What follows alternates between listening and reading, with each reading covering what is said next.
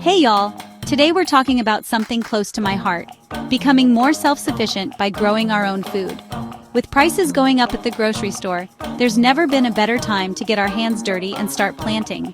It's amazing how empowering it feels to harvest food you've grown yourself. Over the next few videos, we'll be diving into some high-value crops that are easier to grow than you might think. We're talking fresh herbs like basil and rosemary, vibrant greens like lettuce and spinach, and garden staples like juicy tomatoes and peppers. And that's not all. We'll explore the world of garlic, onions, and even delicious berries. We'll wrap it up by learning all about growing beans, peas, potatoes, and sweet potatoes. Let's get growing!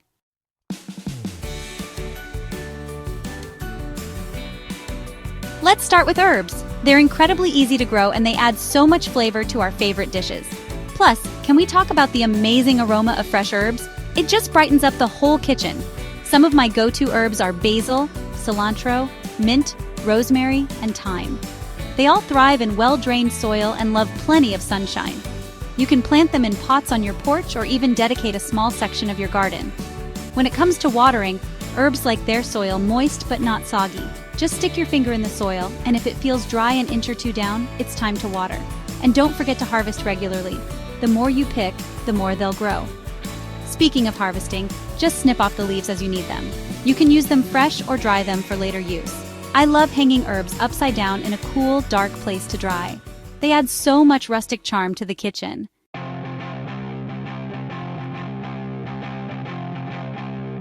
Now, let's move on to leafy greens.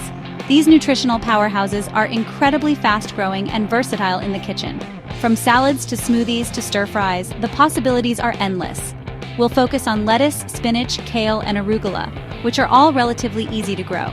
They prefer cooler temperatures, so spring and fall are ideal times to plant them in most climates. You can even grow them in the shade of taller plants during the warmer months. Leafy greens need well-drained soil that's rich in organic matter. I like to amend my soil with compost before planting. And just like with herbs, consistent watering is key. Keep the soil moist but not waterlogged. Harvesting your greens is as simple as snipping off the outer leaves as needed, allowing the inner leaves to continue growing. It's like having a continuous supply of fresh, nutritious greens right outside your door.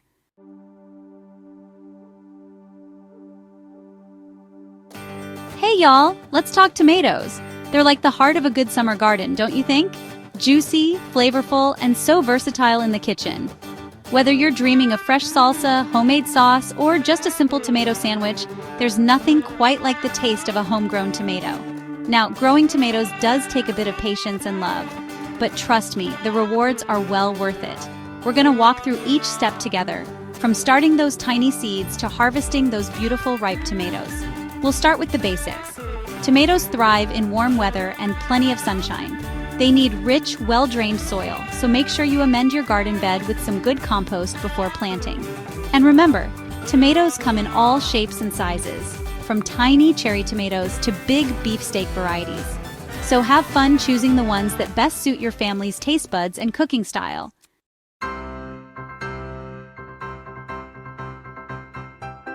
Now let's add some spice to our gardens, shall we? Peppers are a wonderful addition to any garden, bringing a burst of color and flavor to your meals. From sweet bell peppers to fiery habaneros, there's a pepper out there for every taste bud. What I love about peppers is they're relatively low-maintenance plants and they love the heat just as much as we do here in Texas. They thrive in warm temperatures and plenty of sunshine. Just like tomatoes, peppers prefer well-drained soil that's rich in organic matter. So, before we get planting, make sure to work in some compost or aged manure to give those pepper plants a nutritious start. And remember, when handling hot peppers, it's always a good idea to wear gloves to protect your hands from their fiery oils. Trust me on that one.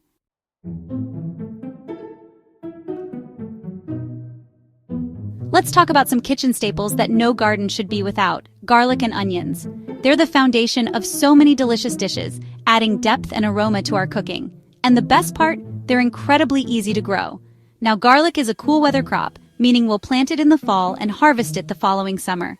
It's a bit of a waiting game, but let me tell you, the flavor of homegrown garlic is worth every single day. Choose a sunny spot in your garden with well-drained soil. Garlic doesn't like to sit in soggy ground, so good drainage is key. Before planting, Amend your soil with some compost or well-rotted manure to give those garlic cloves a nutrient-rich start.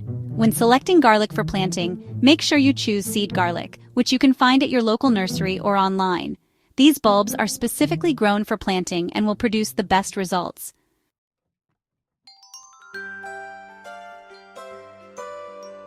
Y'all, there's nothing quite like biting into a sun-warmed strawberry, plucked straight from your own garden. It's the taste of summer, of childhood memories, and of a job well done. Plus, growing your own strawberries is easier than you might think. First things first, you'll want to find a sunny spot in your garden with well-drained soil. Strawberries love sunshine, so don't be afraid to give them a prime location. And remember, good soil is the foundation of any successful garden. Now, when it comes to planting, you can choose between bare root strawberries in the early spring or starter plants a bit later in the season. Just be sure to give them plenty of space to spread out. About 18 inches apart should do the trick. Keep those strawberry plants happy with regular watering, especially during those hot summer months. A layer of mulch around the plants will help retain moisture and keep those pesky weeds at bay. And don't forget to fertilize a few times a year to keep those berries plump and juicy.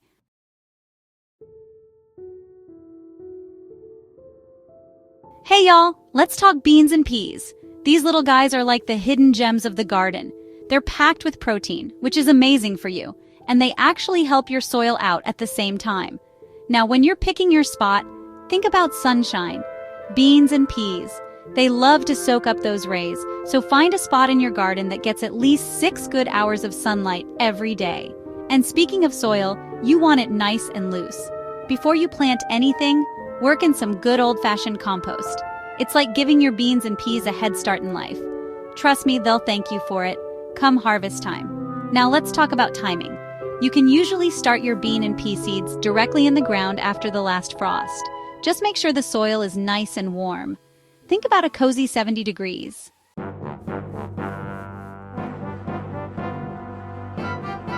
Potatoes, y'all, they're like the ultimate comfort food, right?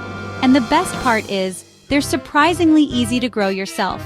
Now, when it comes to potatoes, you're gonna need some seed potatoes. These aren't your regular potatoes from the grocery store, mind you. Seed potatoes are specially grown for planting, and you can usually find them at your local nursery. Once you've got your seed potatoes, it's time to get them ready for planting. You're going to want to cut them into smaller pieces, making sure each piece has at least 1 or 2 eyes, those little bumps where the sprouts will grow from.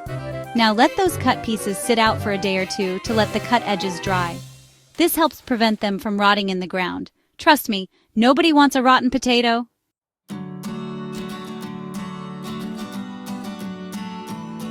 Well, y'all, we've covered a whole lot of ground together, haven't we?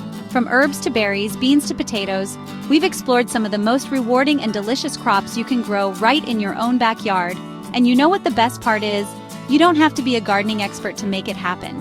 With a little bit of love and care, anyone can grow fresh, healthy food for their families. If you enjoyed these tips and tricks, give this video a big thumbs up and subscribe to my channel for more gardening inspiration. And don't be shy, y'all. Tell me in the comments what you're growing in your garden this year. I can't wait to hear all about it. Now get out there and grow something amazing.